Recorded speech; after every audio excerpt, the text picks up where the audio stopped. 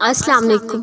جب اللہ تمہیں صبر کی طویل آزمائش سے گزارتا ہے تو سمجھ جاؤ کہ وہ تمہیں جلد بہترین سے نوازنے والا ہے۔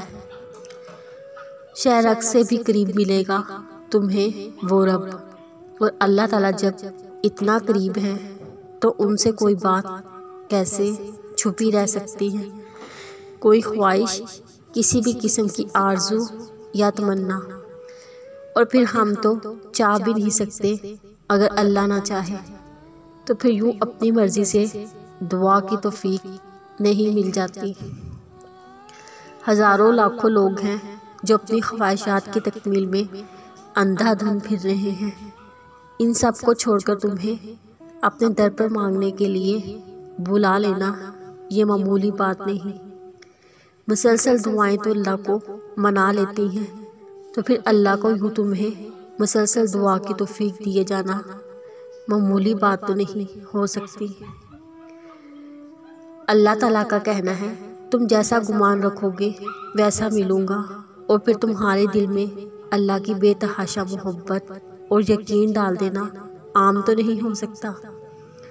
جس پر اللہ آواز لگا رہا ہوتا ہے کہ ہے کوئی مجھ سے مانگنے والا، میں اس کو دوں، اس وقت تمہیں گہری نیند سے اٹھا کے در پہ بلا لینا عام تو نہیں ہو سکتا۔ اللہ تعالیٰ پر کامل یقین رکھ کے تو دیکھو، وہ رب ہے تمہارا، دوست ہے تمہارا، اس سے بڑی کسی کی قدرت نہیں، تو تم کیوں مایوس ہو؟ اس کے کن کے آگے کسی کی نہیں چلتی، دنیا اس کے کن کی محتاج ہے، اللہ لوگوں اور وسائل کا محتاج نہیں۔ میں کبھی کبھی سوچتی تھی دعائیں مانگتے ہی قبول کیوں نہیں ہو جاتی؟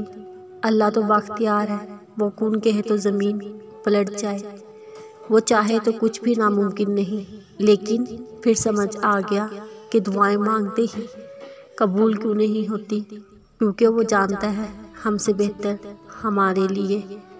ہم تو وہ مانگتے ہیں جو ہمارے دل کو اچھا لگتا ہے، جو ہمیں بھا جائے، پر اللہ ہمیں وہ دیتا ہے جو صحیح معنوں میں ہمارے لیے بہتر ہوتا ہے۔ اللہ تعالیٰ انسان کو اس کی خواہش کے مطابق بھی نواز سکتا ہے، بے شک وہ قادر ہے ہر شے پر، لیکن اللہ ہم سے بہت محبت کرتا ہے۔ وہ کیسے ہمیں آگ میں ڈال سکتا ہے؟ وہ ہمیں وہ دیتا ہے جو ہماری سوچ بھی نہیں ہوتی۔